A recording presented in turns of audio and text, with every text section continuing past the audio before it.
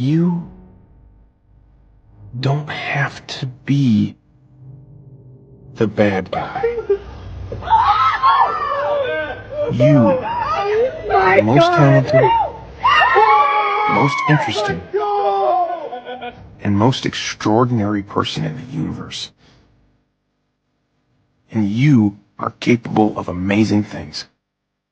Because you are this special. And so am I. And so is everyone. The prophecy is made up, but it's also true. It's about all of us. Right now, it's about you. And you still can change everything.